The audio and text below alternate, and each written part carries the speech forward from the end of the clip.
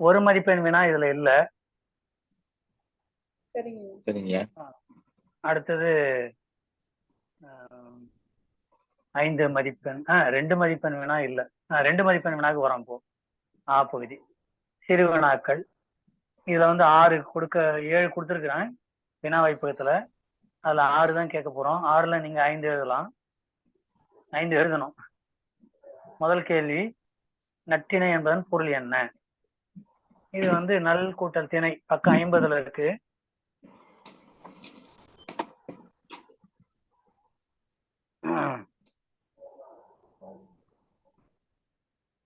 பக்கம் 50ல நற்றிணைன்னு ஒரு தலைப்பு கொடுத்துருக்காங்க இல்லைங்களா? புத்தகம் வச்சுக்கீங்களா கையில? அதுல பாருங்க, 50ல பாருங்க, பக்கம் 50ல நற்றிணை அப்படின்னு தலைப்பு வருது. நல் கூட்டல் திணை நற்றிணை ஆகும், நல்ல ஒழுக்கத்தை கூறுவது என்பது பொருள். திணை என்ற சொல்லுக்கு ஒழுக்கம் என்று பொருள். அது வரைக்கும் எழுதுங்க. இரண்டாவது வினா, தேய்புரி பழங்கயிற்றனார் என்ற பெயர் ஏற்பட்டது எப்படி? இதுக்கு விடை வந்து அடுத்த பக்கத்துல இருக்கு, 51ல இருக்கு. அந்த பாட்டு வருது இல்லைங்களா, புறம் தாழ்ந்து இருண்ட கூந்தல்னு ஒரு கடைசி பகுதியில ஒரு பாட்டு வருது. அதுக்கு மேல ஒரு 3 வரி பாருங்க. அவன் தன் பெயரை குறிக்கவில்லை. பாடலை படித்தோர் அப்பாட்டின் சொல் தொடரை கொண்டு அப்புலவருக்கு தேய்புரி பழங்கயிற்றினார் என்று பெயர் சூட்டினர். இதுதான் விடை. ஆனா வந்து இப்படி எழுதக்கூடாது. நம்ம அவன் தன் பெயரை குறிக்கவில்லைன்னு தொடங்கக்கூடாது. எவன்னு ஒரு கேள்வி வருது இல்லைங்களா?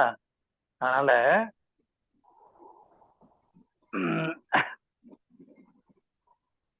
சங்க பாடல்களில் ஒரு நம்ம சொந்த நடையில எழுதணும் சில வரிகள். சங்க பாடல்களில் சிலர் தன் பெயரை குறிப்பிடவில்லை. அந்த அவனுக்கு பதில நம்ம என்ன பண்ணோம், சங்க பாடல்களில் சில புலவர்கள் தன் பெயரை குறிக்கவில்லை, தம் பெயரை குறிக்கவில்லை. அது இருக்கு, தம் பெயரை குறிக்கவில்லைன்றது அந்த புத்தகத்துல இருக்கு. அதுல இருந்து எழுதிடலாம். பாடலை படித்தோர் அப்பாட்டின் சொல் தொடரை கொண்டு பெயர் சூட்டினர். இதுல வந்து இந்த பாட்டுல பாத்தீங்கன்னா கடைசி வரைக்கும் முன்வரி தேய்புரி பழங்கயிறு போல அப்படின்னு இருக்கு பாருங்க. தேய்புரி பழங்கயிறு போல இருக்குங்களா? இருக்குங்கய்யா. ஆமா, அதனாலதான் அந்த சொல் தொடரை கொண்டு அவருக்கு பேர் வச்சுட்டாங்க. இல்ல, இது வகுப்பு நடத்தும் சொல்லியிருக்கோம் நம்ம. அதனால என்ன பேர் வைக்கிறது அப்படின்னா அந்த பாட்டு வந்து தேய்புரி பழங்கயிறு. இதுக்கு வந்து விளக்கம் மேல இருக்கு, அதெல்லாம் நம்ம எழுத வேண்டியதில்லை. விடை அருமையான விளக்கம், அது நீங்க படிங்க, மறந்துருப்பீங்க. தேய்புரி பழங்கயிறு. இந்த தேய்புரி பழங்கயிறு நம்ம பயன்படுத்தியிருக்கோம். சிற்றூர்கள்ல இருக்கிறவங்க அந்த கயிறு வந்து அவருக்கு தேய்புரி பழங்கயிற்றினார் என்ற பெயர் ஏற்பட்டது அப்படி எழுதணும். எழுதுவீங்களா? கொஞ்சம் தொல்லப்படணுமா? பெயரில்லாத சங்கப்பாடலுக்கு இப்படி எழுதுறீங்க. பெயரில்லாத சங்கப்பாடலுக்கு அந்த பாடலில் வரும் ஒரு அடியை கொண்டு பெயரிட்டனர். அவ்வாறு தேய்புரி பழங்கயினார் ஏற்பட்டது. அவ்வளவுதான். இதெல்லாம் கூட எழுத வேணாம். நீங்க பாட்டெல்லாம் எழுத வேணும். பெயர் தெரியாத புலவருடைய பாடலில் வருகின்ற சொல் தொடரை கொண்டு தேய்புரி பழங்கயிறினார் என்ற பெயர் ஏற்பட்டது அப்படின்னு எழுதினோம். குறுந்தொகை பெயர் காரணம் என்ன? இது 53ல இருக்கு. குறுந்தொகை என்ற தலைப்புல இருக்கு. குறுகிய அடிகளை உடைய, பாருங்க எடுத்துக்கங்க, பக்கம் 53 புரட்டுங்க. குறுகிய அடிகளை உடைய பாடல்களை தொகுத்தது என்பது பொருள். குறுகிய பாடல்களை கொண்ட அடிகளை தொகுத்தது, குறுகிய அடிகளை கொண்ட பாடல்களை தொகுத்தது. தொகை என்றது தொகுத்தது வரணும். குறுன்றதுக்கு குறுகிய அடிகள். குறுகிய அடிகள் எத்தனை? 4 அடி, குறைந்த அளவு 4 அடி. சில பாடல்கள் 8 அடி. அதனால குறுந்தொகை. நிறைய பாடல்கள் 4 அடி. அதனால குறுந்தொகை. ஐங்குறுநூறு அடுத்த வேணா. ஐங்குறுநூறு தொகுத்தவர் யார், தொகுப்பித்தவர் யார்? பக்கம் 55ல இருக்கு. 55ல முதல் 2 வரிகள். தொகுத்தவர் குலத்துறை முற்றிய கூடலூர் கிழார். தொகுப்பித்தவர் யானைக்கண்சேய் மாந்தரஞ்சேரல் இரும்பொறை.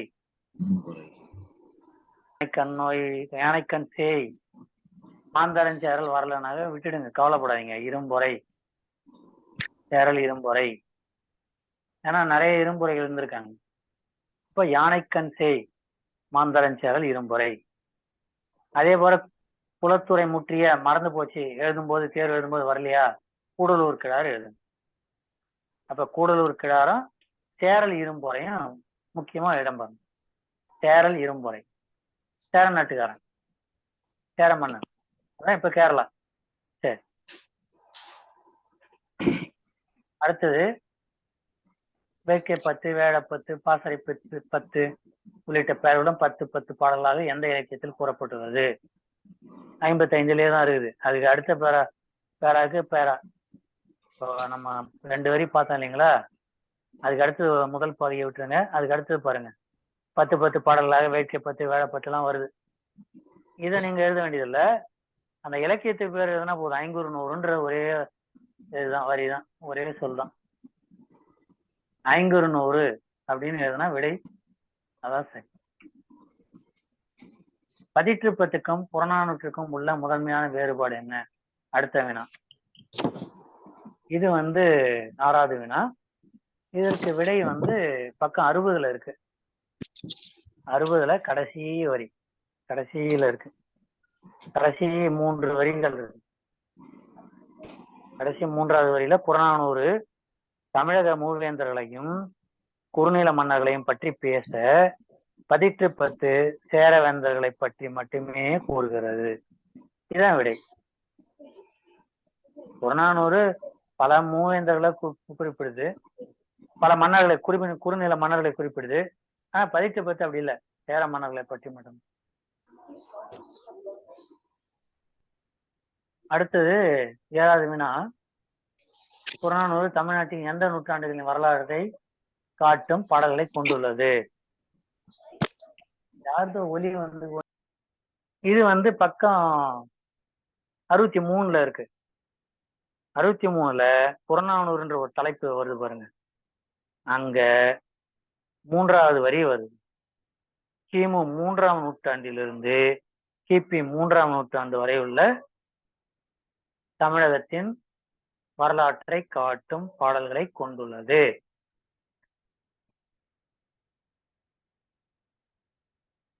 அடுத்தது பாகி வினாக்களுக்கு போலாம்.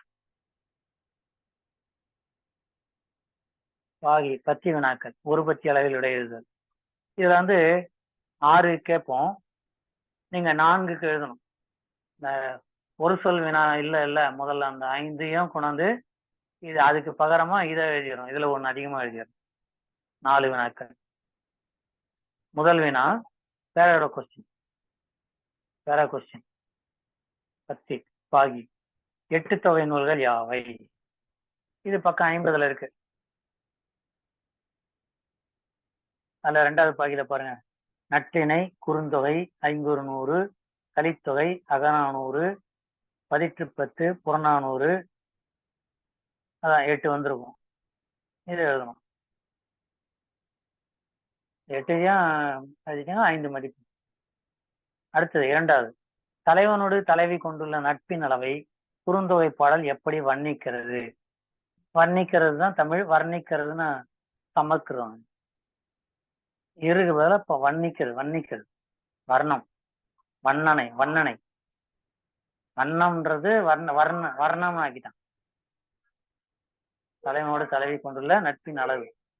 பக்கம் 54ல பாருங்க, 3வது வரியில பாருங்க, காதலின் அளவினை தலைவி கூறுகிறாள்.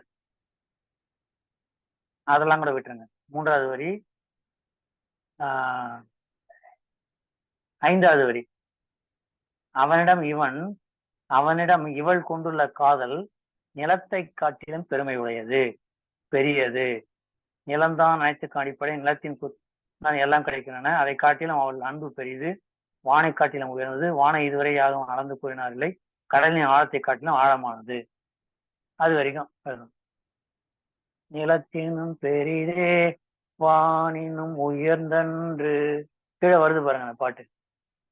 நீரினும் ஆறளவென்றே சாரல் கருங்கோல் குறிஞ்சி பூ கொண்டு பெருந்தேன் இழைக்கும் நாடனோடு நட்பே.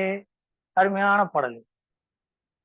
நிலத்தினும் பெரிது, வானினும் உயர்ந்தன், நீரினும் ஆறளவன். இதுதான் அங்க எழுதும்.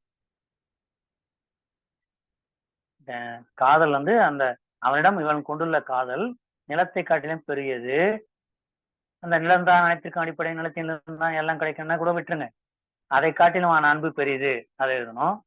வானை காட்டிலும் உயர்ந்தது, வானை இதுவரை யாரும் அளந்து கூறினார்களே, அது வந்து கூட தேவையில்லை, கடலின் ஆழத்தை காட்டிலும் ஆழமானது. இந்த 3 கருத்துகள் வரணும். முடிஞ்சா அந்த பாட்டை எழுதுங்க. 2 வரிய, முதல் 2 வரிய, முதல் 1.25 வரிய எழுதுங்க. 5 மதிப்பெண்கள் முழுமையாக பெற்றுக்கொள்ளுங்க. இல்ல பாட்டு வரி வரலன்னா இதை ஒழுங்கா அழகா எழுதிடுங்க. நிலத்தில்தான் எல்லாம் கிடைக்கிறது, நிலம்தான் நாட்டிற்கு அடிப்படை, அது சேர்த்து எழுதுங்க. வானை இதுவரை யாரும் அளந்து கூறினார்களே, சேர்த்து எழுதுறீங்க. 5 மதிப்பெண். அதே மனப்பாடம் பண்ண வேண்டியது, தெரிஞ்சுக்கிட்டு அது என்ன எழுதுறீங்களோ எழுதுங்க, அதை பத்தி கவலைப்படாதீங்க. 5 மதிப்பெண்ணு கிடைக்கும், 4 மதிப்பெண்ணும் கிடைக்கும், அதை பத்தி கவலைப்படும். அடுத்து 3வது வினா, அகநானூற்று பாடலின் 3 பிரிவுகள் யாவை? 400 பாடல்கள் அந்த பிரிவில் எவ்வாறு பிரிக்கப்பட்டுள்ளன? இது பக்கம் 58 இருக்கு. 3வது வினாக்கு 58 பாத்தீங்கன்னா கடைசி வரிகள்ல இருக்கு பாருங்க. ஏற்கனவே குறிச்சு வச்சிருப்பீங்க, இருந்தாலும் இப்போ சரி பார்த்தேன். களிற்று யானை நிறை, மணிமடை பவளம், நித்திலக்கோள். இதுதான் வந்து அகநானூற்று பாடலின் 3 பிரிவுகள். களிற்று யானை நிறை, மணிமடை பவளம், குவி, நித்தில கோவை எழுதிட்டு அடுத்த வேணா அதிலே கேட்கறாங்க 400 பாடல்கள் அந்த பிரிவுகள் எவ்வாறு பிரிக்கப்பட்டுள்ளன. அப்போ வந்து 1லிருந்து 120 பாடல்கள் களிற்று யானையில, களிற்று யானை நிறையில, 121 300 அது வந்து மணிமடை பவளத்துல, மணிமடை பவளம், மணிகளோட பவளத்தையும் கலந்து மணிமடை பவளம். மணியன் தான் 9 மணிகள், பவளமும் அதுல 1, அதுதான் மணிமடை பவளம். நித்திலக்கோவை 1லிருந்து 120 பாட்டு முதல்ல, அப்புறம் 121 300 அது ஒரு 180, மீதி 100 பாட்டு வந்து இந்த நெச்சிலக்கோவை. அடுத்து 4வது வினா, அகநானூற்றில் 5 திணைப்பாடல்களும் எந்த அமைப்பு முறையாக அமைக்கப்பட்டுள்ளன? பக்கம் 59 அடுத்த பகுதியிலே இதனுடைய தொடர்ச்சியிலே இருக்கு. ரொம்ப அருமையான அமைப்பு இது. 1 3 5 7 9 முதல் வரியிலே இருக்கு பாருங்க. 1 3 5 7 9 அது போல ஒற்றைப்படையில வர்றதெல்லாம் வந்து என்ன பண்ணிருக்காங்க, பாலைத்திணை பாடல். பாட்டு எடுத்து பாக்குறாங்க, 400 பாட்டையும் பாலைத்திணையில பாடப்பட்டிருக்கா, அதுல 1வது போட்டாவை, 1வது பாட்டுல ஏற்கனவே வச்சிருக்கோம் பாலைத்திணை, இப்போ 3வது போட்டாவை, இப்படியே கொண்டு போயிருக்காங்க அருமையா. அடுத்து இந்த மாதிரி 200 பாட்டு வச்சிருக்காங்க ஒத்தப்படையில. 1 3 5 7 15 அப்படி 17 19 21 21 அப்படி. அடுத்து 2 8 12 அதாவது 2 அடுத்தது 8 6 பாடல்கள் தள்ளி, மறுபடியும் 12 18 2 8 12 18 22 28 32 38 இப்படி 28 பாடல்கள். 2 8 என்று வரும் பாடல்கள் குறிஞ்சி 80 பாட்டு, இப்படி 80 பாட்டு எவ்வளவு அழகா பண்ணிருக்காங்க. அடுத்தது என்ன பண்ணிருக்காங்க, 6 16 26 36 46 இப்படி கொண்டு போயிருக்காங்க. 6ல வர்றதெல்லாம் கொண்டு போய் அதெல்லாம் எதுக்கு, மருதப்பாட்டு எத்தனை எண்ணி பார்த்துருக்காங்க கிடைச்சது. சரி இப்படி அடுக்குனா வருதாப்பா, வருது 60 பாட்டு வருது, அழுகிட்டாங்க. அடுத்தது முல்லைப்பாடல் என்ன பண்ணிருக்காங்க, 4வது பாட்டா கொண்டு வைக்கிறது, 14வது பாட்டா 24வது பாடலா வைக்கிறது, 34வது பாடலா வைக்கிறது, இப்படி முல்லைப்பாட்டு. அடுத்து நெய்தல் பாட்டு வந்து 40 தான் வந்திருக்கு, 400 பாட்டு மொத்தம். அப்போ 10 10 வை, 10ல வை, 20ல வை, 30ல வை, 40ல வை, 50ல வை, இப்படியே கொண்டு போய் 390 400. எவ்வளவு அழகான பகுப்பு பாருங்க, எந்த இலக்கியத்திலும் இப்படி இல்லை. அடுத்து 5வது வினா, 8 தொகை நூல்களில் அகப்பாடல்களை உடைய நூல்கள் எவை, புறப்பாடல்களை நூல்கள் எவை, இரண்டும் இடம்பெறும் நூல் எது? இது பக்கம் 50ல. ஏற்கனவே 8 தொகை நூல்கள் யாவைன்னு பார்த்தோம்ல, அந்த பேராகும் அந்த பாக்கி. பக்கம் 50ல 2வது பாக்கி, நற்றிணை, குறுந்தொகை, ஐங்குறுநூறு, கலித்தொகை, அகநானூறு, இதெல்லாம் 5ம் அகப்பாடல்கள். 18 10 புறநானூறு 2ம் புறப்பாடல்கள். பரிபாடல் ஒண்ணுதான் 2 பாட்டையும் உடையது, அகப்பாடலையும் உடையது, புறப்பாடலையும் உடையது. அடுத்தது அதுல 5 வருதுங்களா, 2, ஆமா, அகப்பாடல் 5 வருது, புறப்பாடல் வந்து 2 வருது, 1 வந்து அகமும் புறமும் 8 வந்துருது. அடுத்தது 6வது வினா, எந்த ஆற்றையும் எந்தெந்த கடவுளையும் பற்றிய எத்தனை எத்தனை பாடல்கள் பரிபாடலில் உள்ளன? இந்த பரிபாடல் வந்து மொத்தம் 70 பாட்டு தான், 70 பாட்டு இருந்திருக்கணும், அதுல தெரியுது.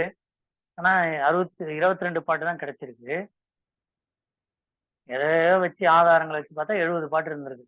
ஆனா நமக்கு கிடைச்சது 22 பாட்டு தான். இந்த 22 பாட்டுல வைகை ஆறு பத்தி, வைகைங்கிறது தான் சரியான சொல், வைகைன்னு வந்துருச்சு இப்போ. வைகை ஆறு பத்தி பாடுறது, அப்புறம் முருகனை பத்தி பாட்டு, அப்புறம் திருமாலை பத்தி பாட்டு, 3 வகையா இருக்கு. இது பக்கம் 65ல இருக்கு பாருங்க. 65ல பரிபாடல்ன்ற தலைப்புல நடுவுல வருது, வையை பற்றிய பாடல்கள் 8ம் அகப்பொருள் பாடல்கள். இதுதான் எந்தெந்த கடவுளை பற்றி, எந்த ஆற்றை பற்றின்னு முதல் கேள்வி. வையை ஆற்றை பற்றி எத்தனை பாடல்னு அடுத்த கேள்வி, 8 பாடல்கள். அது எந்தெந்த கடவுளரை பற்றின்னு ஒரு வினா வருது. அது வந்து முருகன், திருமால். முருகனுக்கு 8 பாடல், திருமாலுக்கு 6 பாடல், மொத்தம் 14 பாடல். மொத்தமே 22. 8 வைகைக்கு போயிடுது, 8 வந்து முருகனுக்கு போயிடுது, மீதி 6 வந்து திருமாலுக்கு போயிடுது. 22 பாடல். இன்னும் மீதி பாடல் கிடைக்கல. சரி, அடுத்து எவரவருக்கு என்னென்ன கடமைகள் என்று பொன்முடியாரின் புறநானூற்று பாடல் 312 தெரிவிக்கிறது. இது பக்கம் 65ல தான் வருது, மேல இப்ப பார்த்ததுக்கு மேல. ஈன்று புறந்தறுதல் எந்தலை கடனே, சான்றோனாக்குதல் தந்தைக்கு கடனே, வேல் வெடித்து கொடுத்தல் கொல்லருக்கு கடனே, நல்நடை நல்கள் வேந்தருக்கு கடனே, ஒளிர்வாள் அறிஞ்சமம் முறுக்கி களிறு எறிந்து பெறுதல் காளைக்கு கடனே. இது நம்ம பாடம் நடத்தும் போது இதுக்கு பொருள் சொல்லியிருக்கு, அந்த காணொலி எடுத்து பார்த்துங்க. அதை அதாவது அவங்க பாடுறது பொன்முடியார் பாடுற பாட்டு, குழந்தையை பெற்றெடுத்து புறந்தறுதல். புறந்தறுதல்னா அவனை எல்லாத்தையும் சொல்லி கொடுக்கறது, அவனுக்கு புறம் பற்றி சொல்லிக் கொடுக்குது, கொடை பற்றி, வீரத்தை பற்றி, படிப்பை பற்றி. இன்று புறந்தறுதல், இந்த சமூகத்துக்கு ஒப்படைக்கிறது. இன்று புறந்தறுதல் ஒரு பொருள். இன்னொன்னு வெளியே வயிற்றுக்குள்ள இருந்தா இப்ப வெளியே வருது குழந்தை.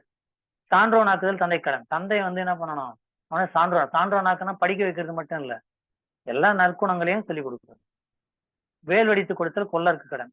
அப்ப வேல் தான் எதிரிகிட்ட பாதுகாக்கிறது இல்லையா, அதனால வந்து படைதான் போதான் வேல், அதுதான் முக்கியமா நினைச்சு செய்யறாங்க. நாட்டுக்கு தொண்டாற்றணும் அப்படின்னு, மற்ற தொழில் செய்யணும் தான் இப்படி இருக்கு. அந்த காலத்துல எழுதியிருக்காங்க, நல்நடை நல்கள் வேந்தர்கடன். வேந்தர் என்ன பண்ண, ஒழுங்கா ஆட்சி பண்ணணும். அதை பார்த்தா மன்னன் எவ்வளி மக்கள் எவ்வளி, ஒளிர்வாள் அறிஞ்சம முறுக்கி களிர் இருந்து போய் காளைக்கண். காளை என்ன செய்யணும், அந்த இப்படி பிறந்த குழந்தை வளர்ந்த குழந்தை வீரனா இருக்கும், இப்படி சொல்ல. அடுத்தது பெருவினாக்களுக்கு போறோம். முதல் கேள்வி, தலைவி தலைவனுடன் புன்னை மரத்தில் உரையாட நாணுவது ஏன் என்று நற்றிணை பாடல் கூறுகிறது. இது உங்களுக்கு நினைவு இருக்கும்னு நினைக்கிறேன். இது பக்கம் 52ல இருக்கு. ரொம்ப அருமையான செய்தி. ஓரறிவு உயிரான அந்த மரத்தை, செடி கொடிகளை எப்படிலாம் நேசிக்கணும், அதை வந்து தன்னுடைய உடன்பிறப்பாவே தன்னுடைய மகளாவே நேசிக்கிறதுன்றத பாட்டு இது. அதை படிச்சு பாருங்க நீங்க 52ல படிச்சு பாத்தீங்கன்னா தெரியும். என்ன செய்யறாங்க? ஏழாகவை பெண் கடற்கரைக்கு போறா, எல்லாரோடும் போறா, இங்க விளையாடுறா. விளையாடும் போது புன்னை மர விதைய கொண்டு அந்த மணலை ஒளிச்சு வச்சு விளையாடுற விளையாட்டு. மழை வந்துடுது, அந்த விளையாட்டை விட்டுட்டு ஓடி வந்துடுறாங்க வீட்டுக்கு. அப்புறம் மழையெல்லாம் நின்று கொஞ்ச நாள் பொறுத்து போய் பார்த்தா அந்த விளையாடின இடத்துல புன்னை மரம் முளைச்சிருக்குது. அதை வீட்டுக்கு கொண்டாந்து வளர்க்குற, தான் வளர்றது போலவே அவரும் வளர்க்குறார். அதனாலதான் அந்த மாணவர்கள்ட்ட சொல்லுது, உங்களுடைய பிறந்த நாளை கேக்கு வெட்டி கொண்டாடுறதெல்லாம் வேண்டாம்பா, ஒரு மரம் நடுங்க, நீங்க வளரும் போது மரமும் வளரும் அப்படின்னு சொல்றது. அது அவளுக்கு திருமணம் ஆயிடுது. திருமணமாகி ஒரு குழந்தை பிறகுது. அந்த குழந்தை வளருது. குழந்தை வளரும் போது உனக்கு அக்கா இவோ, இந்த புன்னை மரத்தை காட்டி உன்னுடைய அக்கா, முதல்ல பிறந்தவாவோ, நீ 2வது அக்கான்னு சொல்லி சொல்ற தன்மை இருக்க உயர்ந்த தன்மை. மரத்தை உயிரா நினைக்கிறது. இப்ப எல்லாம் காடு வெட்டுறாங்க, சாலை அகலப்படுத்த மரத்தை வெட்டி மழை இல்லாம பண்ணிடுறாங்க. அதுக்கு பிறகு இவ என்ன பண்றா? இவ பருவம் எய்துகிறாள், இவளு காதல் கொள்ளுகிறாள். அந்த காதல் தலைவனை சந்திக்கும் போது அங்க தற்செயலா பார்க்கும்போது அங்க அவ அந்த மரம் இருக்கு, மரத்துக்கிட்ட சந்திக்கிறாங்க. உடனே அவளுக்கு வெட்கம் வருது. ஐயோ, நம்ம அக்கா வச்சு அக்கா முன்னாடி எப்படி தலைவனோட பேசுறதுன்னு அங்க இருந்து அகல்ற. இதுதான் அந்த பாட்டு சொல்லுது. அந்த அந்த பக்கம் தான் சொல்லுது. இப்போ உங்களுக்கு திறமை இருந்தா அந்த பாட்டையும் நீங்க மனப்பாடம் செய்து கொள்ளுங்கள். தேர்வில் எழுதணும் இல்லை, இந்த அடிப்படை தான். அடுத்து 2வது அறக்கருத்துக்களை உள்ளம் கொள்ளும் வகையில் ஓரடியிலே வெளிப்படும் கலித்துவை பாடல். இது 57ல இருக்கு. ஆற்றுதல் என்பது ஒன்று அளந்தவர்க்கு உதவுதல், போற்றுதல் என்பது பக்கம் 57ல பாட்டு. பாடல் எழுதுகன்னு இருக்கு. இந்த பாடல் எழுதுக கேள்வி அப்ப நீங்க மனப்பாடம் பண்ணணும். இந்த வினா எழுத 3 வினாக்குல 2 வினா தான் கேட்க போறோம். அடுத்தது 3வது வினா, உண்டாலம்மா இவ்வுலகம் என்ற புறநானூற்று பாடலின் பொருளை எழுதுக. பக்கம் 64.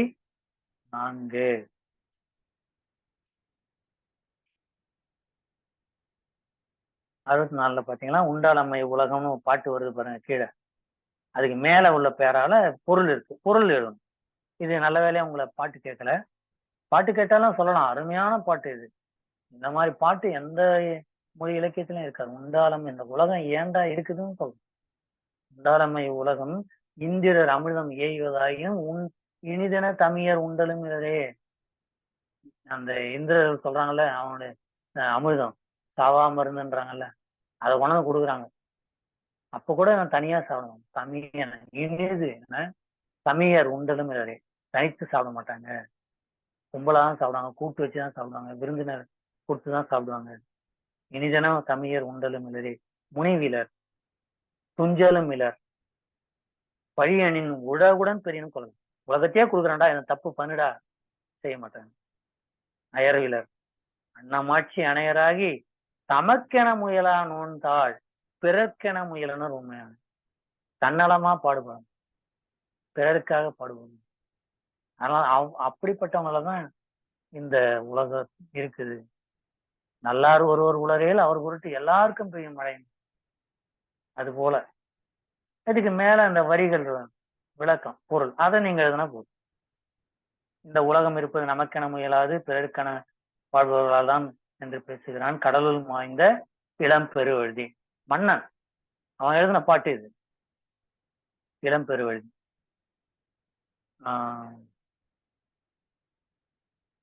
அமுதமாயினும் தனியே உண்பதில்லை, பிறருக்கு கொடுத்து உண்டனர், சினப்பதில்லை, கோபம் கொள்வதில்லை. அதான் முனிவிலர். பழி என்றால் உலகையே பெற்றாலும் அதை செய்ய மாட்டார்கள். அதுல 1 பவுன் குழந்தைக்காக குழந்தைய கொல்ற காலம் இதுன்றதுல அதை நீங்க எழுதாதீங்க. புறநானூற்று பாடல்ல அது வரல. இவர் ஆசிரியர் எழுதுறாரு, அந்த காலம் இப்படியா இருக்குதுன்னு. அதை நீங்க எழுதாதீங்க, அந்த வரியை விட்டுருங்க. புகழ் என்றால் உயிரையும் கொடுப்பார், அத்தகையோர் பலர் இருப்பதால் தான் உலகம் இருக்கிறது என்று பாடுங்க. ஏதாவது உங்களுக்கு ஐயம் இருந்தா கேளுங்க, இல்லை என்றால் வகுப்பை நிறைவு செய்யலாம். தேர்வு திங்கட்கிழமை. அனைவருக்கும் நன்றி. அனைவருக்கும் வணக்கம். அனைவருக்கும் நன்றிங்க.